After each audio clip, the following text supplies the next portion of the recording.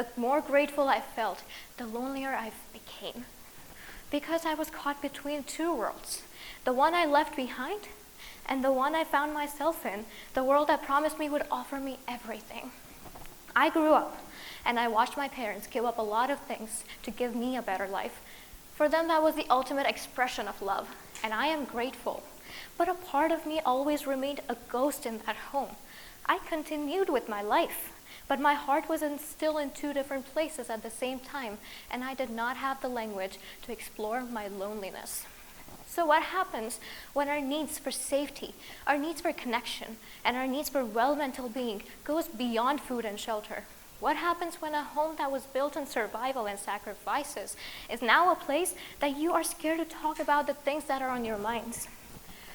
And here's a study by the American Psychiatric Association that the children of immigrants face double the psychological distress as compared to their parents. Think about that. Double the depression, double the anxiety, double the stress. Why? Because we're carrying the weights of two worlds on our shoulders, the one we left behind and the one we found ourselves in, often feeling like we belong to neither one of them. Hence, we became the emotional interpreters, we became the cultural translators, and also we became the silent carriers of the generational trauma that our parents never even had a name for. And here's a joke.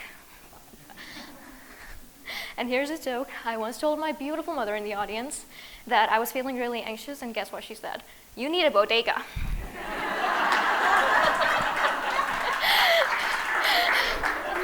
And guess what? She was right for about 5 minutes, and then I had another one. But you know what the truth is? It's not that simple. We are living with complex feelings of fear and abandonment. We have been conditioned to believe that love is conditional, defined by the things we are given and not by the things we are. We are scared to take up the space. We're scared to live our lives because of the threat of being exposed to who we really are. So we strive, we work, we take 20 credits in school, we pay our bills, we pay our tuitions, all while trying to make sense of the emotional weight we are carrying. We feel alone because we're taught that silence is strength. We're taught to hide our abuse because we do not air out the dirty laundry. The truth is, these silent crises, they have their roots in deep trauma. The unspoken abuse is the hardest to heal from. It is the physical violence, the verbal, the emotional violence that makes you walk on eggshells, often anticipating an outburst. In a lot of immigrant homes, it's the pressure to send money back home to their countries. In a lot of homes, it's the pressure to become something like a doctor, a lawyer, or an engineer that can promise you some kind of financial security. So it keeps giving us a constant message that our worth is tied to our material success, and sometimes our emotional struggles can be seen as a sign of ingratitude. And here's a shocking statistic. Only 6% of the Asian immigrants and the Latinos ever received mental health care in this country. Imagine what's going on around the world where therapy is never supported. The problem is that we don't need help. The problem is that we're not seeking the help. The problem is that we are told not to seek the help. And when we do try to talk about these things, we get advices that can feel like a punch in the gut. We get advices like just meditate, practice more religion. It's like if you're struggling emotionally, just sit down and that's it. Well, that's not a solution. My dad's advice to anxiety was always to work harder because if I'm busy, I'm not going to be anxious. So here's the thing. I mean, we cannot just simply meditate our whole lives. We need to have a new approach. First, we need to talk to our families. We need to find an easier way to talk to them. We need to learn a language that they understand better. Instead of saying things like mental health, therapy, we can say things like, I want to learn skills that will help me become more successful in my life. I want to put some investment in my future. I want to be more self-disciplined. They have sacrificed a lot for us. We do have to honor that love while also teaching them there's more to a full life. Our elders did build a foundation for us to survive in. Now it's our turn to build a foundation to thrive in. Second, we must define what it means to be strong. It's not about hiding the pain in your heart. It's about confronting the pain in your heart.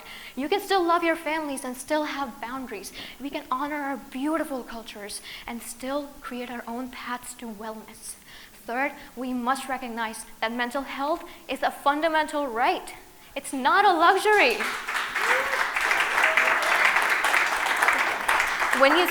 When you seek therapy, that's not a sign of weakness. It means you are strong. Your heart is stronger than anyone else's in this world. When you seek therapy, it provides you with skills and resources within yourselves to heal anything that life throws your way. It heals your past, it ensures your present, and it makes your future really, really beautiful. And here's something really unexpected that can be of great help.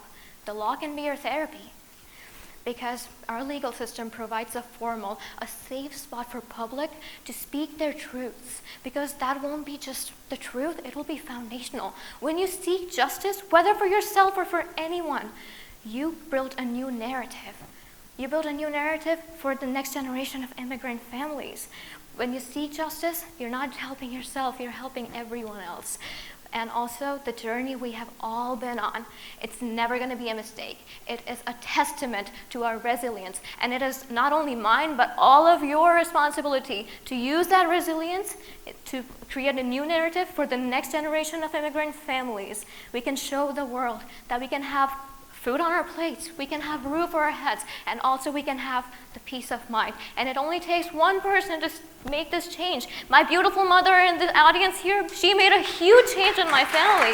And that's why I'm here, making this change for everyone else all around the world. Thank you.